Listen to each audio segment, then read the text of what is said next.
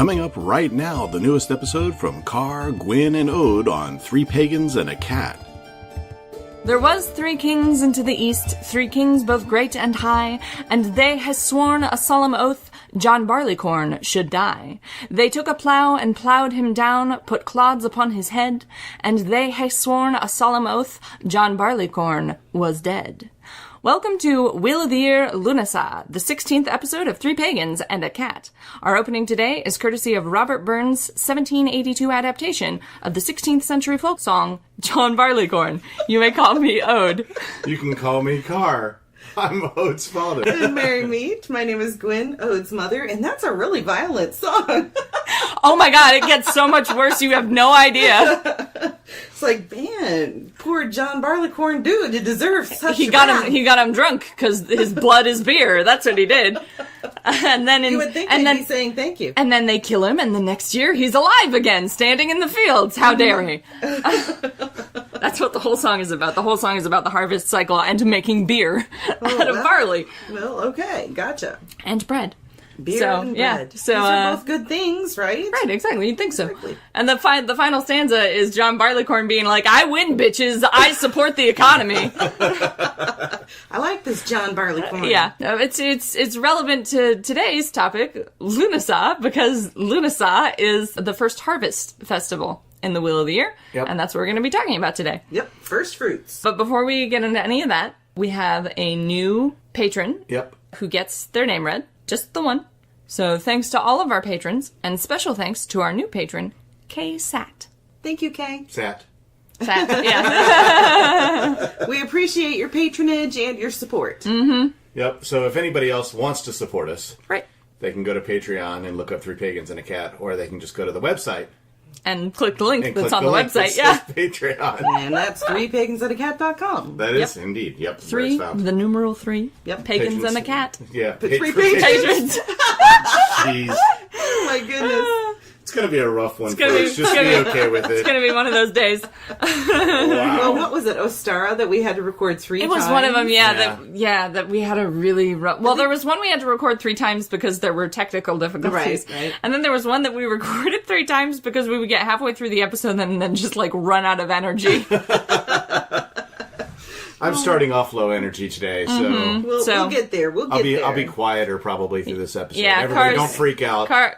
I just He's here. He just tired. Carr got a promotion recently, and new job is a lot. And Yeah, it's yeah. been wearing him out just Yep. a little bit. He'll get there, though. Yep. Coming home and falling asleep at 7 o'clock at night. It's ridiculous. We're talking about Lughnasadh, which has a silent... I'm going to spell this one, because, man, you guys. So it's spelled Lughnasadh. It is pronounced Lughnasadh, and it is spelled much closer to that in modern Irish.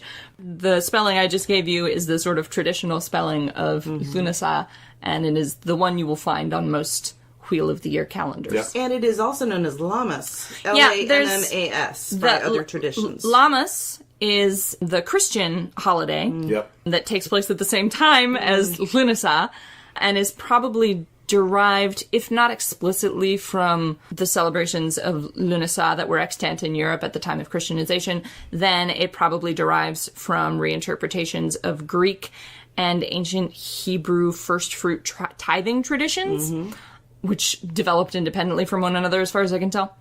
I actually know something. Yes, Okay. tell us. Sure. Lughnasadh is actually 2 words shoved together. Yeah, I know. It's Lu. Right, yeah. the name of the god, Right. and Nasad, Which means? assembly. Yes, or a Because gathering, isn't it, yes. Yeah. Yep. Isn't it Lou who actually is not only worshipped at this festival, but is the one who started it? Yeah. Him and his mother. So the story goes that Lou's foster mother, Tailtu, which I don't know how to pronounce, and I'm guessing, Agreed. It's a good guess, though. I'm glad you did it. I have no idea. she went on a campaign of clearing the plains of Ireland so that it could be used for agriculture. And she was successful. She cleared the plains, and Ireland was ready for humans to make farms on it.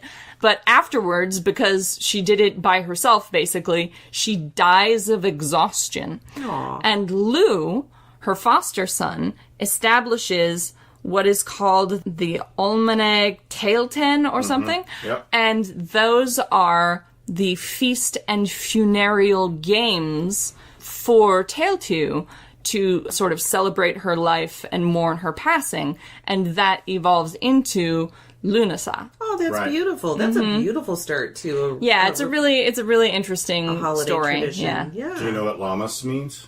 Yes, Lammas. Well, there are two speculations about the etymology of Lammas. One is what's called a folk etymology, which means that some antiquarians in like the 1700s looked back and were like, I think this is a back construction from lamb mass, when they used to go give lambs to the church because they were born out of season.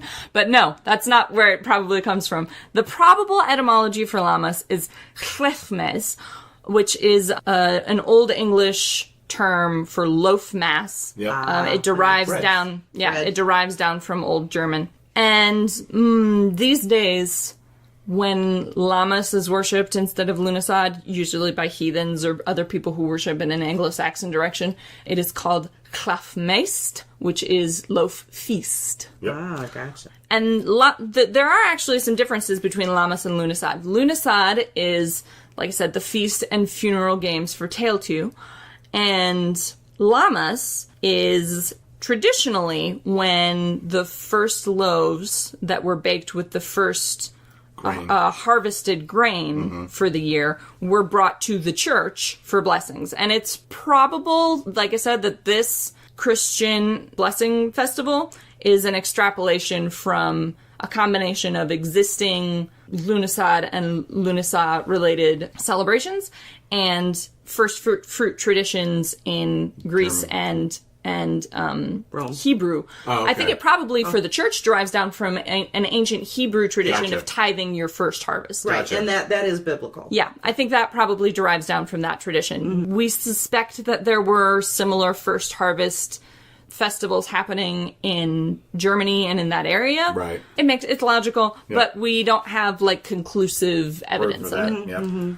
So really what you're saying is the way we celebrate Lughnasadh, if you celebrate Lughnasadh or Lammas, Right. it's kind of a combination of the two. A lot of neo-pagans now, yes, do celebrate sort of a combined Lughnasadh Lammas. I'll confess, I did not know. Is that a Roman Catholic tradition? It's not done in the modern church, except Okay. in mostly Eastern Orthodox church. Oh, Yeah. okay. But it was- Gotcha. it was 'Cause I didn't know. I assumed it was a pagan Right, tradition. it was Lammas was common in like the medieval church Oh, okay. because there were farmers everywhere. Right. Right. And bakers and so it was part of the church. It was to an extent part of the church like maintaining control over the population because if you had to bring your first harvest to the church to get blessed, you were going to show up on the 1st of August. Right, Yeah. right. Minimum, you would be at church that day. And I do think we need to state that this holiday, Lughnasadh/Lammas, is August 1st. Right, yeah. August 1st is the traditional date for celebrating Lughnasadh. Some traditions will celebrate it on the closest full moon. Yep. Yeah, that tends to be where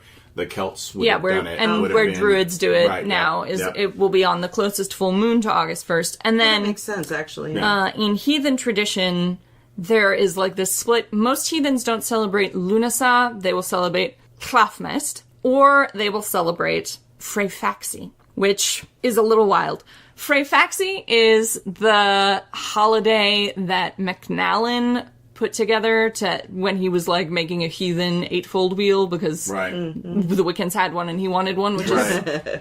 how heathens do everything. I want one, damn it. Right, you can't have this unless I can have it. So he grabbed the name Freyfaxi, which is the name of a horse in Hrafnkel's saga. It's an interesting choice. I suspect he just picked it because it has Frey's name in it, and Right. Frey's a god of fertility and horses and It made agriculture, and he was like, Frey should be worshipped during this Lughnasadh time because Right. harvest is happening. Unfortunately, there are some weird implications with this because Freyfaxi's owner is Hrafkel, and Hrafkel suffers. He starts the story as a Freyrgodi, so as a priest of Frey. Right. He suffers a series of setbacks because he makes some bad oaths, and Right, yeah. Oaths are important. yeah, you have to follow your oaths even when they're shitty ones that you shouldn't have made to begin with. It's Right. basically like a cautionary tale about, thinking through the ramifications of your oaths. But so he makes some bad oaths, and by following them through, he damages his community and suffers a series of setbacks. Right. And in the course of suffering all those setbacks, Freyfaxi, the horse, is pushed off a cliff by his enemies to, deliver him unto Frey, and to hurt Hrafkel. Right. And as a response, Hrafkel becomes an atheist and never worships again. So it's an interesting choice for naming a holiday. Right, Yeah, especially one that has, connection to various gods. Right, well, and this one, explicitly in Asatru, this is a time when you would worship Frey. There are other gods in heathen tradition that you could worship during this time. Sif is a common one. Thor is a common one. Right. The various earth goddesses. Any earth goddesses and agricultural gods and goddesses. Sif and Thor are sort of an interesting choice here because they're Aesir. And Vanir are the pantheon that's usually worshipped during agricultural times, during agricultural holidays, which is Frey is one of the Vanir. Gotcha. Sif and Thor are Aesir, but Sif has this golden hair, which there's a story about Loki cutting it off for mysterious reasons of Loki's own. And that's thought to be like an allegory for cutting wheat. Oh, gotcha. I get it. Yeah, exactly. And then as punishment, Loki has to go to the dwarves and get them to create this golden hair for Sif to replace her real hair. And it's supposed to be a story about, like, you cut the wheat and then you make money off the wheat. Right. And then Thor is Sif's husband and is a bringer of rain and protector of men. So you worship them at this time. Yep. But it's one of the very few times that the Aesir, other than Thor, who's worshipped by men almost all the time, are worshipped during an agricultural holiday, which is why I bring it up. But we digress. And I digress repeatedly. So Freyfaxi is a modern holiday. There's no evidence that I've been able to find of ancient origin. Of an ancient origin for Freyfaxi, or of worshipping Frey explicitly during this time as opposed to other times. Right. It really is just attached to this time for Lughnasadh reasons and to correspond with Hleifmeist. But it's worshipped basically anytime in August and sometimes into September because there's no set date for it because it's a new invention. Yeah. So, whatever your kindred feels like doing is when Freyfaxi's done. Now, I read that John Barleycorn is actually an analog for Lugh. I've read some interesting things about John Barleycorn, yeah. Because John Barleycorn is supposed to be the living spirit of corn and grain. Huh? Which is why a lot of times people make corn dollies during this time. Yep. And as the grain is cut down, John Barleycorn is cut down as well. Dies horrifically. Horrifically with clods of dirt upon his head. And is then mutilated to make bread and ale and It's basically a death and rebirth story. Right. Yep. Which is also very big in the Lugh thing. So, I mean, it's interesting to see, maybe and this is a maybe, people. This is not it's speculative. Right, this is speculative, but that it is like an analog of a way for the Christian church or to take a story that everybody already knew from Lugh and just attach another name to it to make it less God-oriented. Well, that's not something that, John Barleycorn, we don't know the exact age of the John Barleycorn song. Right. I think the first recorded instance is sometime in the 16th century, but other than that, we have no evidence of how old exactly it is. And what I was going to say is that's not exactly an unusual practice for the church at the time. Right. To take something that was pagan in origin and meld it into their own the early church was very system.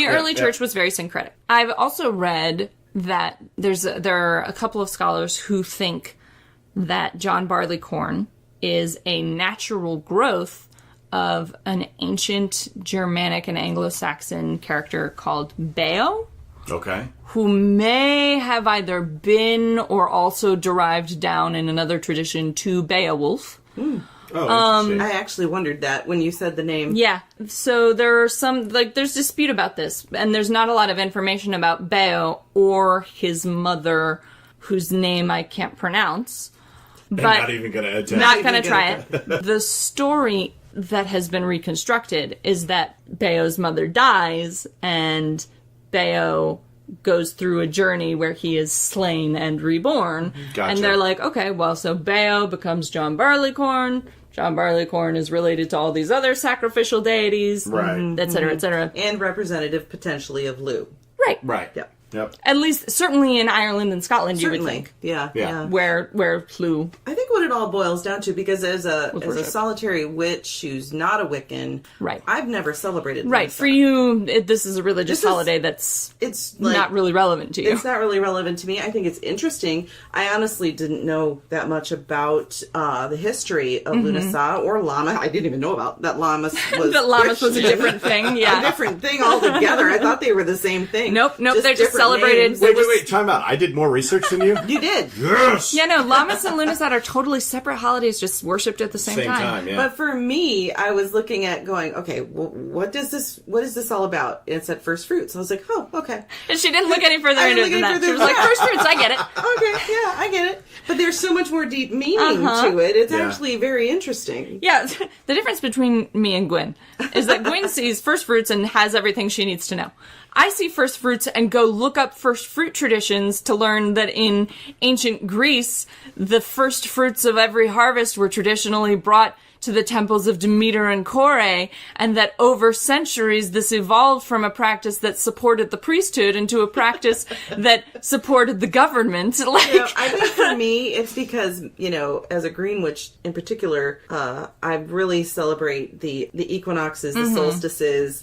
Of course, I also celebrate Samhain and Yule. The fun ones. The fun ones. although right. we'll get into it a little later, but Lughnasadh is a pretty fun holiday. It is. And that's the thing. I'm like, man, shit, I've been missing out. Yeah. Yeah. Like there are some layers, there are some deeper layers to Lughnasadh, especially about like sacrifice and necessary trials, but it's a very fun holiday to celebrate. Yeah, and I think the other part is it's called Lughnasadh.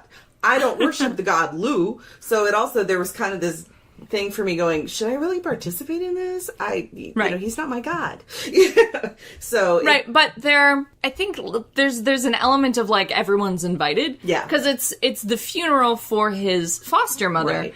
And during Lughnasadh, traditionally, in addition to the feasting and the athletic games and plays put on to talk about, they do plays, or they did plays, at least in the medieval period, where someone would represent Lu and would fight another god called just the Corn King, who created the harvest, right? Who created the plants.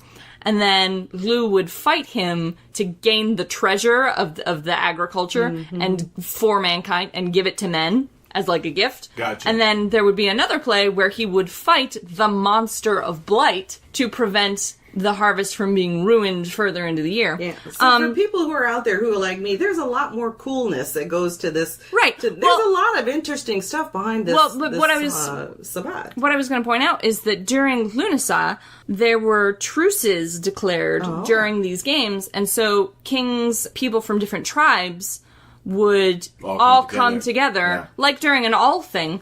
In heathen tradition, they would all come together for Lughnasadh, and contracts would be signed, legal disputes were settled. Interesting. It was a time to do matchmaking, so like there was a tradition of trial marriages, where you get married for a year and a day, and then at the end of that year and a day, if you're not compatible, you can just split up. You don't have to go through like a whole proceedings or anything. You just declare your marriage done, and then there are no repercussions for that. And if you are compatible, then you just stay married. Would that not be a great thing to It would be reinstitute? right. God, It's a very like smart idea. As soon as I read about it, I was like, "This should be the law." Yeah, Brilliant. exactly. It really is brilliant, actually. So there's actually customs to how they cut the grain and stuff to do that. Did you know that? No, I didn't. Okay. I didn't catch that. The first sheet would be ceremonially cut at dawn. Whoa! Yeah, so early. That's cool. Winnowed, ground, and baked.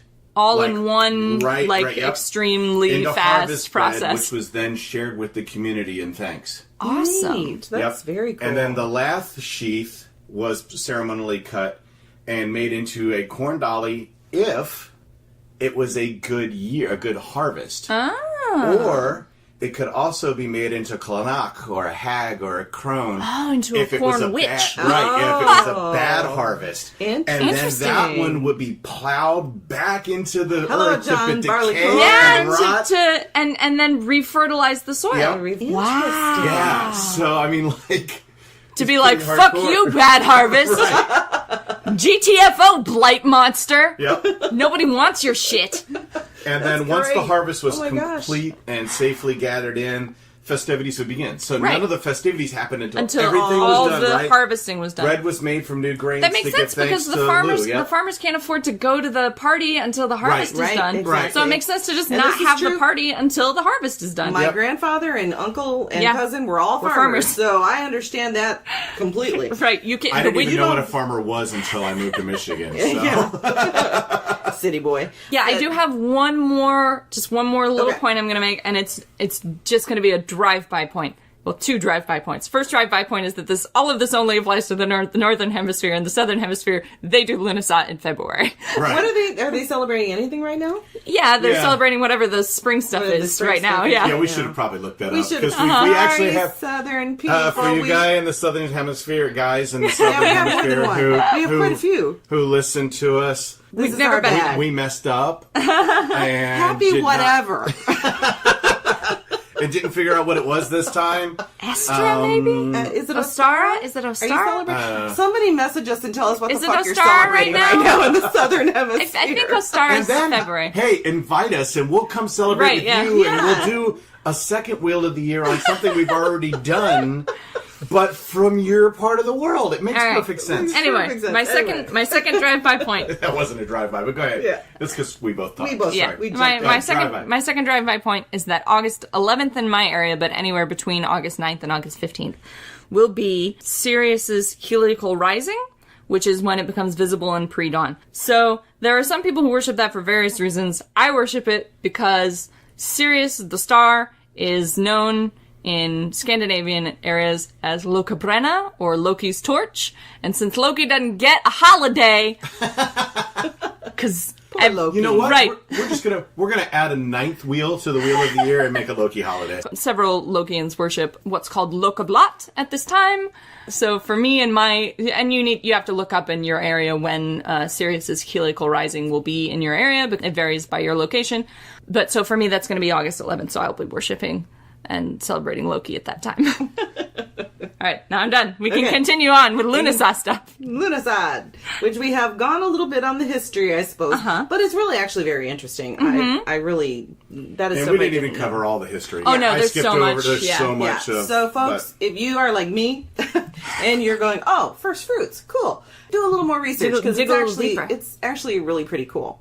Okay, so now can I share activities? yes. Because All obviously right. we're not going to be doing some of the stuff that you described, which that's hella cool. Right, but we don't have any fields to harvest. we don't have any fields to harvest.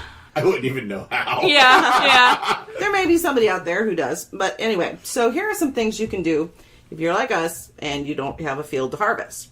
If there is a spring or a well in your area, you can bless it and decorate it with flowers. Yeah, Lughnasadh is one of the holidays that there were occasional bonfires, but they were rare and not like part of the usual festivities. Yeah, so this is... Oddly enough, though, this is a fire festival. So It's always listed as a fire festival, but it was like traditionally not worshipped with actual Right. fire. Okay, it was traditional to go to make journeys to wells. Right. Okay, so you can also harvest the first crops of your garden or your herb garden if you have herbs and dedicate them to the gods. Bake some bread, which I think I'm going to do. Float flowers in a local creek or pond. Take a nature walk and collect goodies for your altar. Hold your own Talatian, how do you say Yep. her name? Talatian games. The funerary games. For Lou's foster mother, by competing in athletic games, poetry reading, or any other contest that would be fun. Make a god figure, which is made out of the ears of corn, or Right, or a corn witch. Yep, Yep, or a corn yep. witch. Ask your local farmers, good harvest or bad Bad harvest? harvest. yeah, yeah. Exactly. You can all obviously do magic to help you finish long-standing projects by the fall. Include blueberries in your feast. These are a traditional food for Yeah, abundance. there are a lot of fall fruits and vegetables you Yeah, can do at this yeah. time. Blueberries, blackberries, apples, carrots, any kind of gourd. Pomegranate would be really good especially if you're in a Hellenic tradition. It would be good to do pomegranate. I have a dope blueberry pie recipe that I'll make sure that we'll put on the notes. Excellent. Yeah. Share your harvest with others who are less fortunate. So give to something like pagans in need. Decorate with sickles, scythes, fresh vegetables and fruits, grains, berries, corn dollies, and bread. Save and plant the seeds from the fruits that's consumed from the feast or the ritual. Yeah, this is the time where you would dry your seeds for the next year. You can walk through fields or orchards or spend times along creeks and rivers and ponds reflecting on this time of year and the gods of your choice. Then the other thing that I thought was a cool idea too was gather the tools that you use and bless them in order to bring a richer harvest next year. So I have some more abstract, advice for celebrating this holiday that I'm just going to run through really fast. First is to remember that this is a holiday about harvest. Whether Lammas, Lughnasadh, or Freyfaxi is what you're celebrating, these are ultimately first harvest festivals. That's not only necessarily literal, but metaphorical. These are the times when you should have already done the bulk of your work to establish something by this time. Right. This is the time when you should be reaping either your rewards or your failures, depending on how well you did during the summer. First harvest. So this is a time for gratitude. It's like or pagan Thanksgiving. Right. This is the time where you get what you deserve, whether that is good or bad. Right. And you should give gratitude if you did well, and apologies if you did bad. Right. Yeah. This is also a time, especially if you follow the stories about Llu's death and rebirth, or John Barleycorn, if you have a sacrificial deity in your tradition, this is a time to remember that sometimes sacrifices are necessary, even and perhaps especially when they are your sacrifices. It is not always someone else's job to do the hard, shitty thing that needs to be done. Sometimes you are the person who has to do that job. So take some time during this holiday to think about, okay, what are the hard, shitty things that need to be done that I've been avoiding? Because it's time to do those things. Right. Guess what? What? It's time for Gwyn's Garden Gems. Ooh, is it really? Yeah. We're starting a new segment. And I just renamed it. Yes, you did.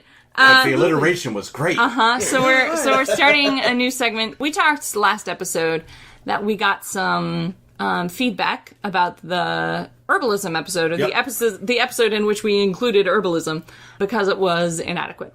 And we agreed. Initially, we were just going to do a whole new episode about this, but Tally, one of our listeners, who we love, suggested to us that we start doing a regular segment, like the reviews, in every episode where we cover a plant. Yep. So we're going to start doing that. And so Gwyn's Garden Gems starts now. And the plant that I chose to focus on today is aloe, because it is also included, at least in some of the correspondences, to Lughnasadh. Perfect. Just some basic information. There are, believe it or not, 240 different species of aloe. I believe it. In Europe, Asia, Africa, and the Americas. Only 4 of them have been identified as with medicinal value to humans. It's the so one, make sure you got the right aloe. Ones, yeah. Right, and one of these 4 is probably the one that we're most likely to run into. That's aloe vera barbadensis, which is what's on my my the aloe you're probably thinking the of. one you find at the store is this particular aloe. Yeah. It is part of the lily family, and it is a succulent. It actually resembles a cactus in both appearance and habits. It has these fleshy leaves that are kind of spiky on the edges and can be mottled. That's mottled, not modeled. Yeah. M-O-T-T-L-E-D. It means they're speckled. They're speckled. These leaves are also basal rosettes by the bottom. So they actually kind of flower? Yeah. Oh, interesting. There's some history and some lore about these. They're considered to bring good luck. They're considered to drive away evil. They are used in many family herbals because they have, as most people know, they have excellent healing properties. Right, they're great for burns, small any kind of cuts, skin irritation, that kind of thing. And they're pretty easy to take care of, so most families can have one. There are references to aloe in Egyptian lore, in the Bible, in various areas of Africa. Basically, it's really simple to keep and maintain an aloe plant. You can harvest it and use it as needed, but you do want to make sure that you don't cut more than a third of the plant away so that it can regrow. Yep. Otherwise, you will kill it. You can kill it if you over harvest it, and you really only need a very small bit of one of its leaves to get a nice amount of the juice and the gel. Which it's actually a gel that's inside the aloe leaf. But there's also juice as well. Yeah, but the gel is what has the burn soothing exactly. properties. It's also really good for skincare. You can use it. You can put it in a moisturizer. You can put it straight on your skin, and it has really good benefits for taking care of your skin. Magical attributes. It is considered to have feminine energy and is related to the element of water. It is also related to the moon and the astrological sign of Cancer, and it is considered sacred to the goddesses Venus and Aphrodite. It can be used as an amulet against accidents and misfortunes, especially around the home. It's also used for love and beauty spells, as well as related to any, obviously, lunar energies. So I have my aloe plant living on my altar, my green altar. You want to keep it in a soil that's meant for succulents, so it's kind of dry. I only water mine once a week. Yep. That's all it needs. And then of course, ours lives inside. Yes, it does live inside. And they can get quite large if you have them in a large enough container. Enough container, or if you have them planted outside. Like if you live in a dry, arid location, you could have them planted outside and use them that way. So anyway, time to move to Arizona. So anyway, that's just some interesting notes about aloe. People do use aloe juice. It is sold in some health food stores, but there is a risk for diarrhea and cramping and things like that.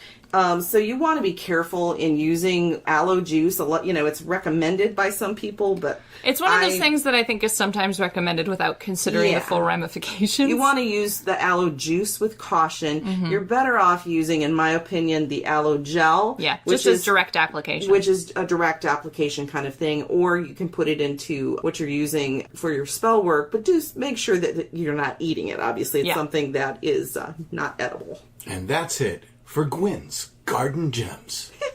Nice delivery. Thanks. On that. I want to bring up something that's not related at all. Okay. But I really wanted to bring it up all because we live in Grand Rapids, Michigan. We do. And there's a place here called Frederick Meyer Garden. Yes. Which is it's beautiful. Beautiful, garden-y, botanical garden. They get butterflies. They have a corpse flower. Have you ever heard of a corpse yes, flower? I have heard of the corpse flowers. It's actually pretty cool. It has never bloomed in the 18 years they've had it. Yeah, corpse flowers bloom once every 50 years or something. But listen. It bloomed this year. And my God. We'll make sure we put a picture of it up on the notes. But it bloomed, and it stayed bloomed for an entire 48 hours before it wilted and died. Wow. Now that it is of adult age, quote unquote, every 3 to 5 years it should bloom again. Bloom. Yeah, but anyway, so I just thought it was corpse pretty cool. flowers are weird. They have this incredibly bizarre life cycle. They really do. And they're really not even flower-like. No. If you've ever watched Little Shop of Horrors, they look like Audrey it 2. looks like Audrey 2. It's Audrey 2. Yeah, kind of. yeah. It's kind of like a Venus flytrap slash Audrey 2. Audrey 2. So the picture we'll put up, and I'll put up what it's about, but that's a 12-hour cycle. Wow. So it went from that's nothing amazing. to open in 12 hours. I'm glad that we're viewing this from a distance because they're called corpse flowers for a reason. Yeah, my understanding is the fragrance is not pleasant. Yeah, no. People apparently travel from all over to see it because there's so few of them. So rare. There are very few corpse flowers in existence, and many of them are not blooming. Exactly. To actually see one bloom is amazing. So anyway, I just thought that was something that was fun and different. Yeah. I don't know why And I wanted to bring it up, but I wanted to. Yeah. A little tag on to Gwyn's Garden Gems. Obviously, we already talked about activities and rituals that you can perform, anything to do with baking or grain. Right. Well, and activities are because Lu, especially if you're celebrating Lughnasadh instead of Lammas, Lu is all about mastering skills and arts. Yep. This is a good time to do sports. If you can't physically do sports, cheer someone else on doing sports. Right. And it's a good time to dedicate yourself to a new skill or art. This includes craft. Craft. Yeah, that's what I'm saying. Learn to watercolor or to whittle or to weave. Yeah. To Yeah. knit. So because that's pearl too. Yeah, knit and pearl. Oh, yeah. So when that's because that's Lu's sort of area of expertise, Right. it's a good time to do those sorts of things. Exactly. The incenses that I have listed, aloes, rose, sandalwood, and frankincense are all very good incenses to use. Right. The tools that are listed here is athame. I've seen that in a couple of I places. would also think for people who use a bowline, because it's a cutting Exactly. Sickle, yeah. I would think a sickle tool would be more if you're appropriate. and if you're not familiar with the difference, an athame is a ceremonial knife that is never used to cut anything. Right. A bowline is what's called the white-handled knife. It doesn't have to be a sickle, but it is a knife it's that got you kind of a rounded edge. It doesn't have to. It doesn't have A to. bowline is just the white-handled knife. Okay. It's traditional for it to be sickle-shaped or curved, but it's not like a requirement. But it is traditionally used for cutting herbs that you will use in magic. Exactly. Yeah. So I would think in this case, I would think a bowline would be more appropriate. Yep. or a sickle. I think there are a lot of people or who something that cuts. And, Right. and I think there are just a lot of people who don't know about bowlines. Yeah. Yep. I just think anything that would be a harvesting kind of tool. Yep. Yep. Stones and gems are carnelian, citrine, amber, and tourmaline. The colors would be red, orange, gold, yellow, brown, and bronze. Although I would throw green in there too. Yeah. Yeah, although this is, because it's harvest time and because the focus is on the harvest, I understand why it's not included, just because most people are thinking of harvesting golden things like golden wheat grain and corn and Yeah. Threshing tools obviously are symbols and decorations. Corn dollies, which we're going to make some corn dollies Yes. from, which I guess it's one of the reasons why I was thinking green, because a lot of the Right, well, some people make their corn dollies out of dried. We but- make our corn dollies out of the still green leaves. and then they dry over time. And they until dry we get to be golden over time, yeah. to sell. And they're much easier to work with when they're still green. That is the truth. Okay, so corn Well, dollies. you realize that if they're dried, you're supposed to soak them in water first, right? Yeah, but I still find the green much green easier. are easier, and then it's More actually kind flexible. of interesting to watch because we put them on our altars. Yeah, and then you can watch them You can dry. watch them dry and and sort they of curl. curl. Yeah, it's And very then- interesting. And we save them until selling. So it's just fun. I believe you. I'm getting looks like incredulity. We have reasons. Flowers obviously would make a good decoration or symbol. Wheat stalks, yellow candles, corn, sheaves of grain, foods, all grains, breads, cheeses, Yep. cider, fruits, vegetables, herbs, pies, corn, early apples, berries, jellies, and herbal sun teas. I think that would be fun to make, an interesting. herbal sun tea. There are two things that I want to bring up. Mint is one of the most revered herbs of Druids. Its magical properties are protection and healing, especially at this stage of the year. Its properties are drawing abundance and prosperity. So mint is a big one. And then meadowsweet, which is the most sacred of herbs to Druids. Tell me about meadowsweet. Meadowsweet was most often worn as a garland around this time of year. Interesting. Yeah. But it can also be called Queen of the Mellow or Bridewort or Okay. Bride of the Meadow. Interesting, yeah. And it's used for love spells and can be strewn to promote peace, and it's got a very heady scent. I mean, it's very like a very scentful. floral. Yeah, yep. Yeah. Yep. Interesting. And then the last thing on here is herbs and flowers. And now the aloes were listed actually under incense, but it makes Right. more sense to put it under herbs and flowers. So aloes, heather, and hollyhock. Right. And then I also found that sunflower, ginseng, and hops were common correspondences for this time. Calendula. Calendula, which Calendula. is potted marigolds, Yeah, basically. you'll They're find that beautiful. in candle scents, not infrequently. Yeah, yeah. Yeah, I love calendula. So, yeah, sunflowers are, of course, a big deal. They're very fertility oriented. Yep.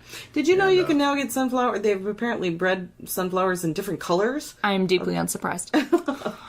So that could be kind of cool, actually. Could be interesting. Although the standard, traditional the standard sunflower. OG sunflower will do for now. Yeah. OG. Original gold. I know.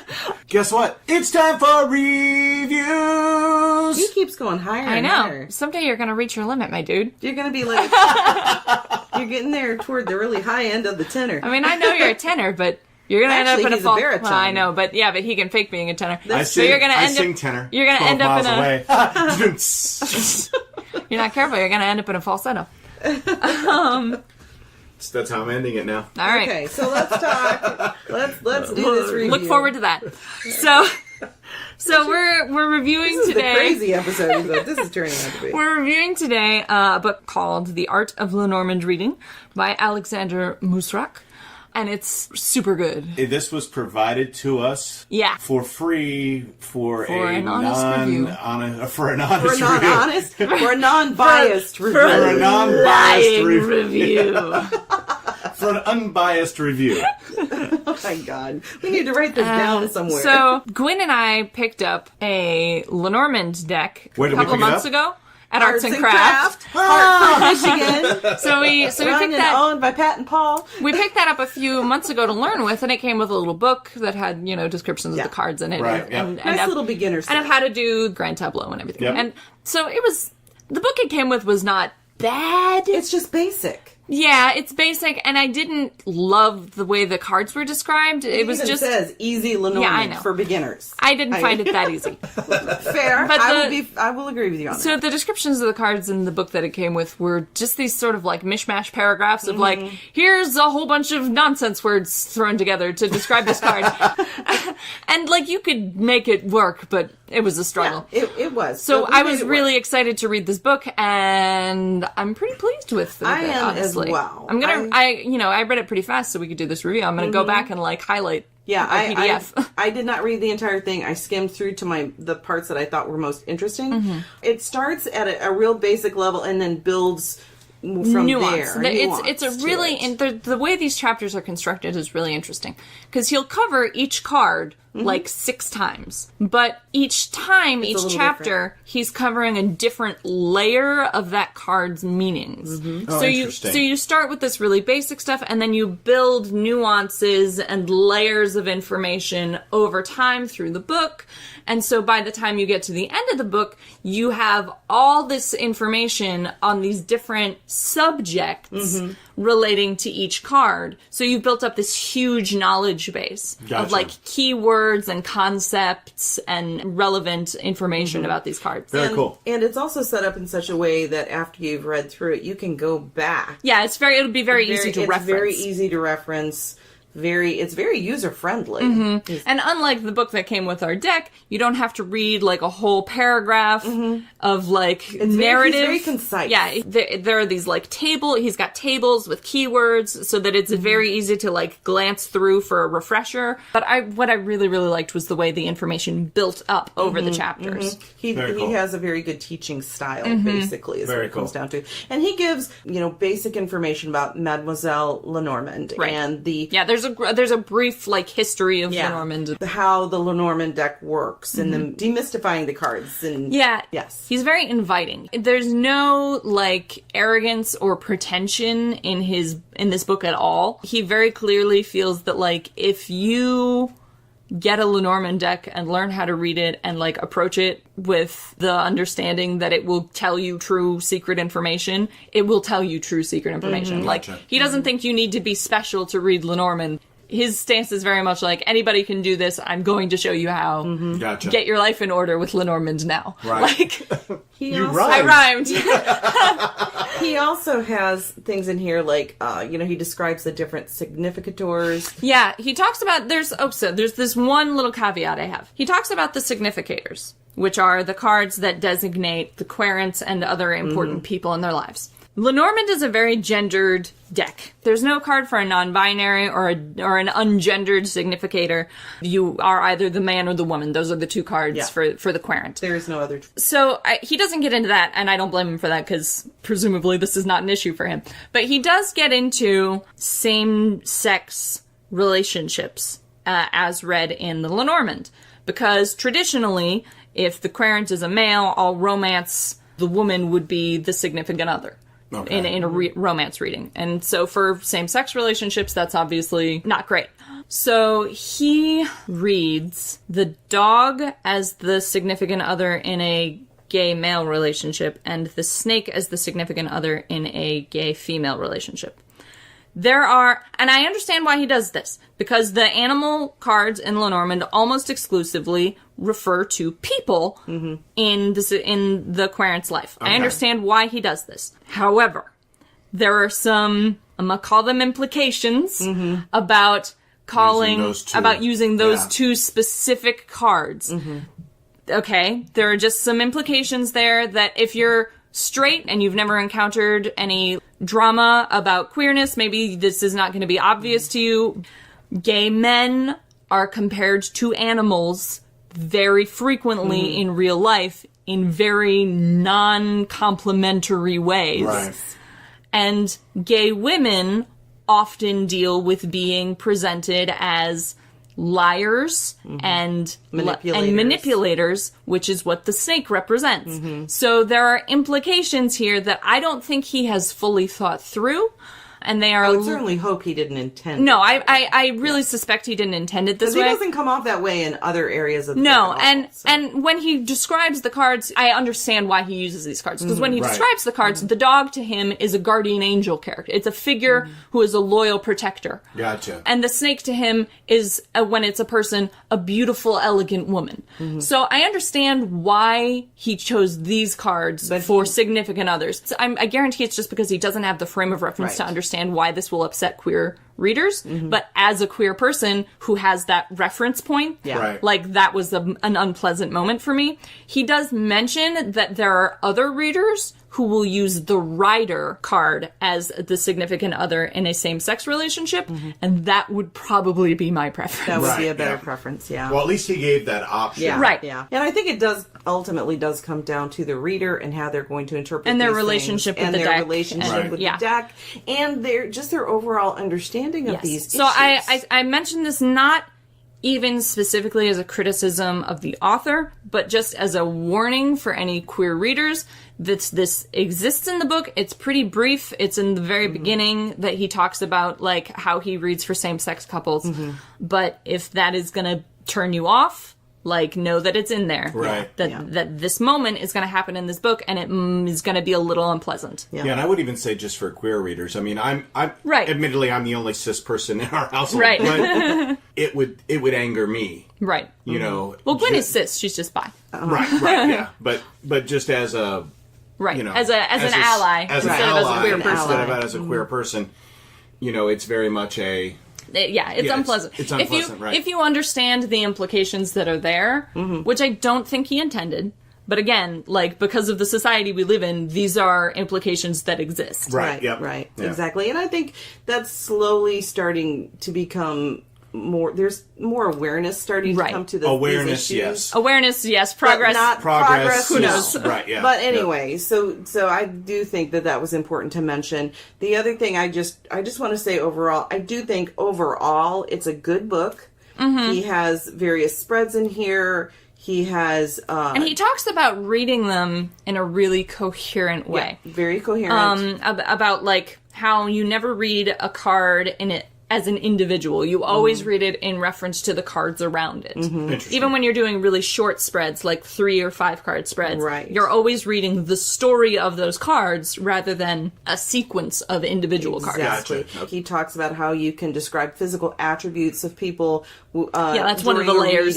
That's one of the. There's another layer is spiritual readings, as far as like spirits that are trying to communicate to the individual who's being read, or if there's an ancestor or somebody, that kind of thing. So I think overall it's very thorough. It's a very thorough book. It's a very good book. Obviously, I didn't read it, which is why I haven't put in much information into this. But it's interesting to hear you all talk about the different layers. When we've used Lenormand before, it's been very straightforward, kind of yes, no, very practical, very tangible. Inert, probably the wrong word there, but very tangible answers, where this can be a lot more esoteric, I think, because of the different layers. He talks about that in the beginning of the book, about how when you're going to read with Lenormand, you need to decide before you start what you want it to tell you. Yeah, and that I did like. He gives very thorough direction on this is how you approach a reading. Do you want to get a very practical, tangible, results-based reading? Right. Or do you want to check in with your personality and your higher self? Or do you want to read esoterically into the future, like as a tarot style? Gotcha. And so that's the cool thing, is that he gives you this option. That's the thing I think about this easy to understand version that we had, is that it was a beginner deck. It was very simple. It was very simple. It didn't go into that. It really pretty much kept it to a very standard yes, no, answer the question kind of reading. A tangible results-based reading, where this just kind of blossoms into a lot of different possibilities. And it starts in that place. It starts in that position of very tangible, reality-oriented, physical stuff. Gotcha. And then it just, those layers, but it blooms. It's almost like he's saying, okay, this is where you start, but look at where you can go if you want to. Yeah. I still feel, for me, at least at this stage, that Lenormand makes the most sense as a tangible reading tool, because I have tarot for those other things. Right. Exactly. If I become more comfortable with Lenormand, and especially as I followed this book, I would not be surprised if my understanding of Lenormand expands with the book. And I think that based on just what I've read so far, and I'm going to give it a deeper read because I want to learn more, I think that as far as like if you want to become a professional reader for others, I can almost see a Lenormand deck based on this book becoming a really good, a really strong all-purpose tool. Yeah. All-purpose tool, because you can tailor your reading based on what the person you're reading for wants. Yeah, you can go into these different layers. So you can do, and he gives at the back of the book some like examples of readings, like how he'll like say, okay, so Marie asks this question, and we pull these cards, and her answer is this. So those examples are useful. Interesting. And he has at the very, very back of the book, he's got a huge diagrammed example of reading a grand tableau for someone, which is fascinating. He does recommend don't start with the grand tableau. Yeah. Wait until you're at least an intermediate user to try a grand tableau. With that, personally. But he's got this really detailed diagram at the back, which is fascinating to read. So he talks about how, and you can see the way these different layers of the meanings of the cards are built, that you could start with a question about like, okay, well, how's my love life going to go in the next 6 months, right? And that would be a pretty standard question. Tangible, results-based reading with the significators tuned for romance, right? And then, if they got back, well, you're gonna meet someone new in the next 6 months who'll be a romance option for you. Well, they could come back to you and say, okay, well, what are they gonna look like? Yeah. And where are they gonna come from?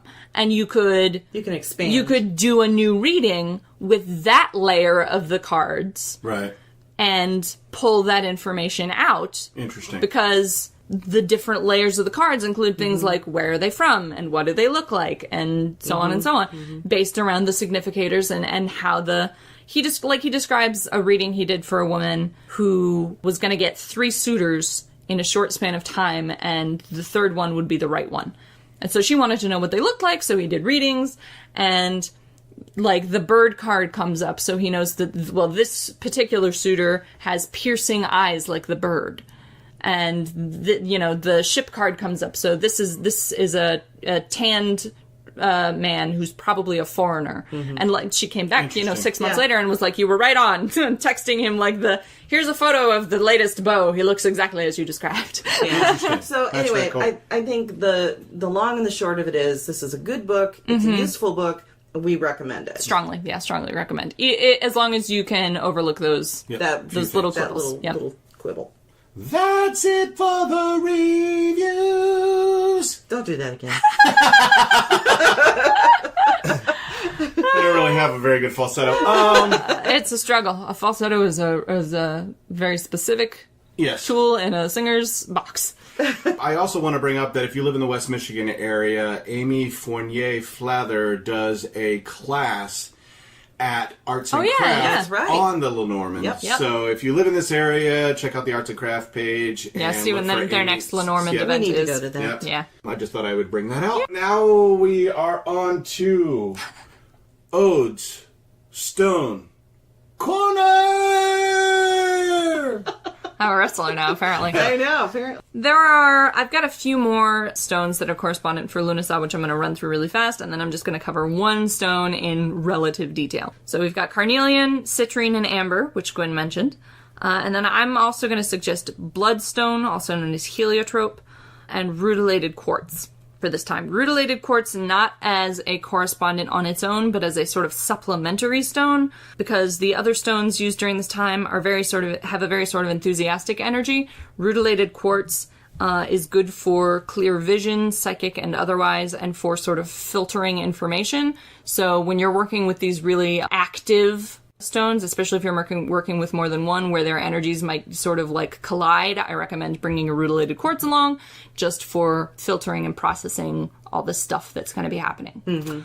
But the stone I'm actually going to talk about right now is bloodstone, which is, it's called heliotrope. It was originally called heliotrope, which means sun to turn.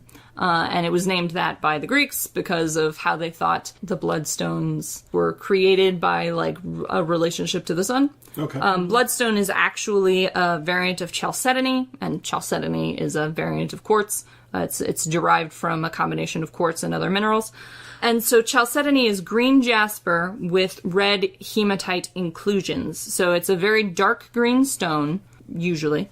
And then it has red speckles in it, which are described as looking like blood. And so that's where the common name for bloodstone comes from. It's associated with vitality and activity and athletics. It's a very loose stone. It's a very loose stone, yeah.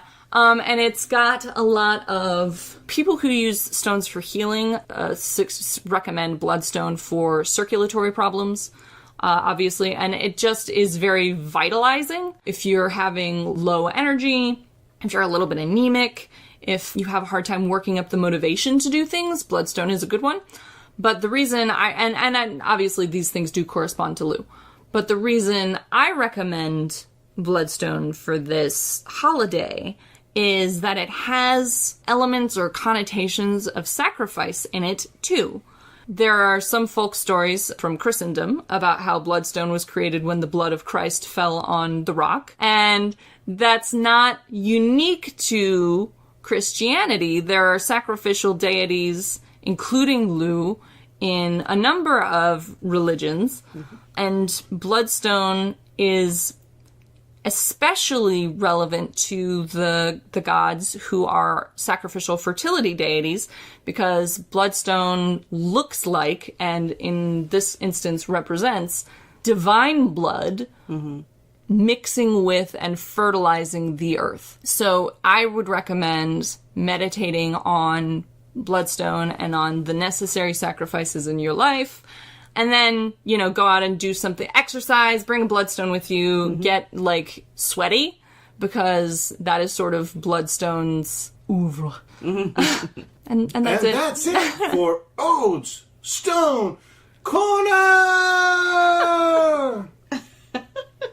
I gotta have something different for each one, people. I mean, come on. You don't have to. You could have done the singy song for each one. No. It's gotta be different. Refusal. It's the radio in me. I'm required to have a different thing for each thing. Every segment must have a unique sound. So right, are we pretty enough. close to being... I think we've covered you have pretty anything? much. I think that's... Oh, I had a few more correspondences, just sort of miscellaneous correspondences. High noon is when a lot of people will do things during Lughnasadh and Lammas. I think because a lot of people have created like a solar connection to Lughnasadh. I think because it's got the gold and the yellow color associations, and so people think like, okay, it's obviously also connected to fire and the sun and those things. I think historically it was more connected to water than to fire, elementally, because the tradition was to go to sacred wells and seek blessings at wells and healing at wells, throw flowers decorate into the wells, rivers.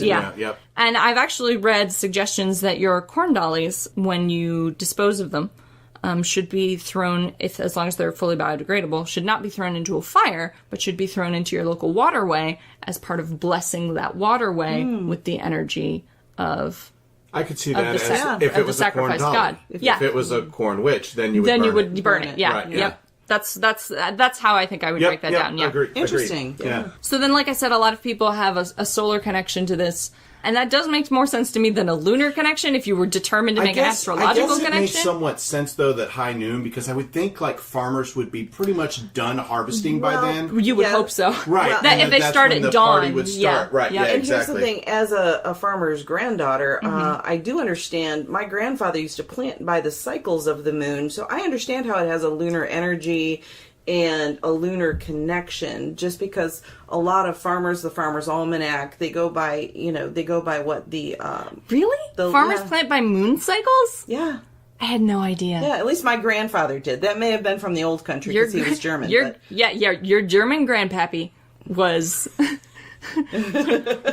was low-key witching up his fields. Yep. But yeah, I don't think he realized it because, as my father would say, he was a Baptist. He was a Baptist, yeah. But if he was planted by moon cycles, that came from somewhere, and it didn't come from the church. He planted by the moon cycles, yeah. and he harvested, based on these as well. So so it makes complete sense to me that Lughnasadh would have a lunar energy to it. Interesting, yeah. Much more so than solar.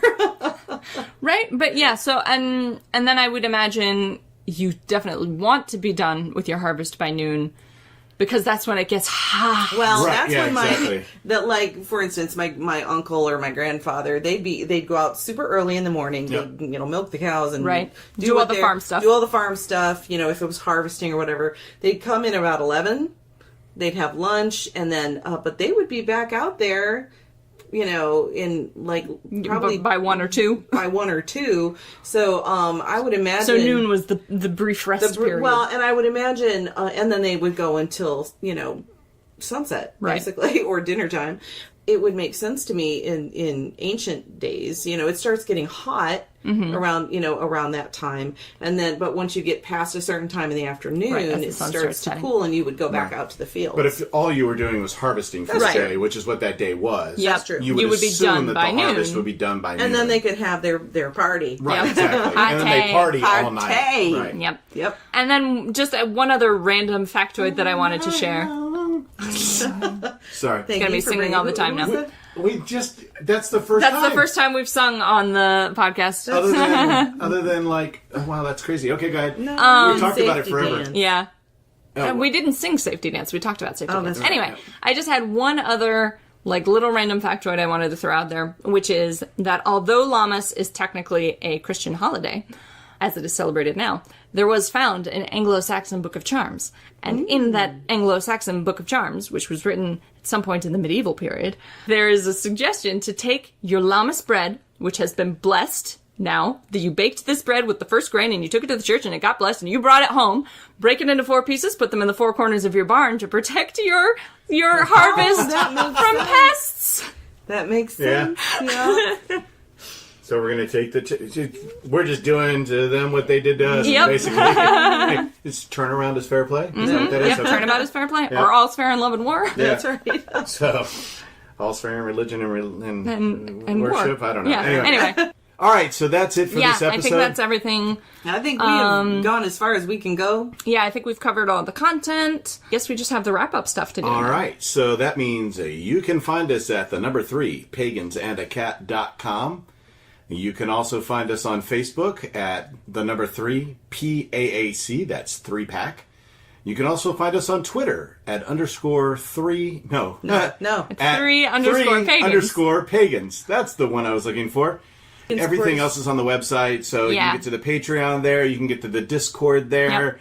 You can find our Facebook and all that kind of stuff. Our little Redbubble shop. If you're on our Facebook page and you're not a member of our Facebook group, please join our Facebook group, because I uploaded something that I thought was really cool last night. Yep. I found in the breadth of stuff I have on my laptop a ritual creation worksheet that is 7 pages long. Super interesting. Yeah. It's got all these suggestions for things to add at different points in your ritual. Yep. In some cases things that just wouldn't occur to me, so it's really interesting to have them all sort of listed there, and you can check them off and be like, yes, I'll do this and this. Right, exactly. So it's a really interesting worksheet that we wanted to share with you guys. And Communitas Paganis, if you're listening, we're going to have everyone fill this out so it's that we actually can... uploaded to the Communitas Paganis page as group. As well, and please fill it out and either return it to me via email or bring it to the next Communitas. Yeah, because we're gonna be syncretizing our ritual preferences to build a ritual we can all do together. Yep. So that'll be a fun time. We being Ode and I, will be next Saturday, right? At Detroit Pagan Pride. Yep. Teaching pretty much consistently from 11:30 until like 3. Yeah, they gave us 3 class slots right in a row, so we're going to be teaching the Building Your Book series at supersonic speeds. Yeah, so 1 hour or 1.5 hours? Is it 1 I think hour? it's 1 hour each, 1 hour each, so it's even shorter yeah, than Even shorter than it was. It's going to be ultra or super Pagan Fest. ultra Sadly, I super will not sonic do speed. Right, yeah. Gotta go fast style. Personally, Like, I would love to have seen that, but yeah. So I'll just talk really, really fast. Anyway, Right, so and we're I gonna won't be say anything. so we're gonna be doing that So basically, Ode is going to be teaching on a Saturday. Book class. We're gonna be doing that on Saturday. Yep. So if you're gonna be there, look for us. Yes, yeah, we're in 1 tent the entire time. Yep. Yeah, so definitely make Can't sure you remember the stop name of by it, and but say it's hello there. to them, harass them a little bit for me. Yeah, heckle. Because I have to work. Yeah, Gwen has to work, so. All right, I think that's It. Yeah, That's That's it. it. All right, see you peace guys. out. Bye. Bye. Bye. See ya. Bye. Bye. Bye. Bye. See ya. See you. We love you. Bye. You've been listening to Three Pagans and a Cat. Find out more information at www.threepagansandacat.com.